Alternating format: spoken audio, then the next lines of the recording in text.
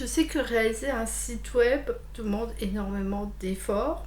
Simplement, il y a une gymnastique à acquérir parce que quand on est débutant, il y a beaucoup de choses à savoir. Je ne sais pas si vous avez regardé l'ensemble de cette playlist. On a commencé avec le marketing, préparer le terrain pour ensuite faire venir les clients à nous. On a parlé du référencement ensemble. Et là, je vais vous parler aussi de tout ce qui est de l'ergonomie au niveau de l'informatique.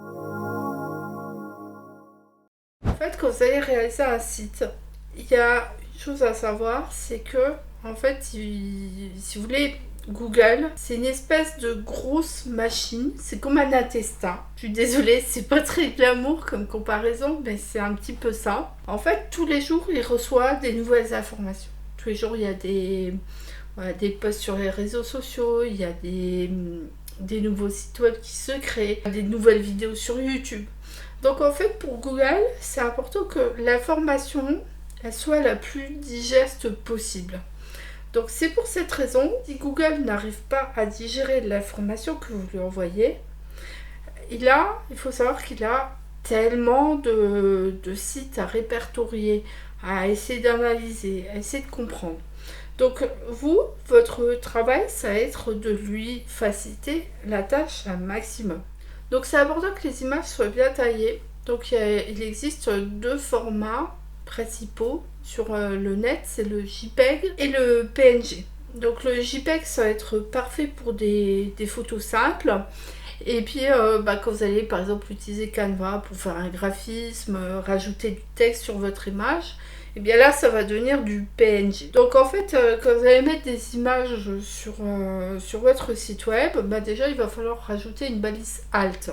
Suivant les sites, ils vont peut-être vous demander d'autres informations comme le titre ou d'autres informations sur la photo. Mais le principal à retenir, c'est la balise alt. Parce que comme ça, Google, il va comprendre que voilà, vous parlez, par exemple, vous faites une photo, vous êtes, je sais pas, boulanger, vous faites une photo d'un croissant ou d'une baguette de pain, eh bien, il faudra le rajouter, baguette de pain, et de préférence votre localisation. Comme ça va permettre à Google de vous référencer à la fois votre site web et en même temps de vous mettre, parce que je ne sais pas si vous regardez sur Google, quand vous faites une recherche, vous avez tous les sites, vous avez les images, vous avez les vidéos, vous avez aussi les images. Si vous faites un effort de référencement au niveau de vos images, vous mettez bien vos balises alt, et bien vous avez peut-être une chance de passer devant vos concurrents parce que vous avez fait un effort au niveau du référencement de vos images. Ensuite, évidemment, il faut avoir des images de la meilleure qualité possible, etc. Mais aussi, essayer d'avoir un format qui soit cohérent par rapport à votre, par exemple, un petit logo. Une image de 200 pixels par 200 pixels, ça sera largement suffisant. Si vous avez, par exemple, un encart avec du texte et une petite image, en fait, il faut être cohérent entre la taille de l'image, par exemple, le nombre de pixels hauteur fois largeur.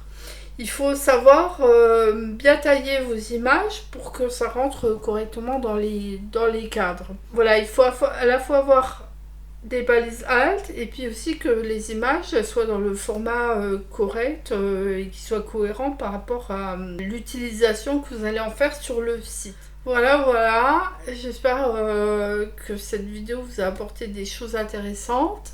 Moi, je vous retrouve dans la prochaine vidéo qui va parler de l'écriture pour le web, c'est-à-dire comment bien structurer votre contenu pour que justement Google puisse correctement le lire et savoir où il va devoir le référencer. Je vous donne rendez-vous dans la prochaine vidéo.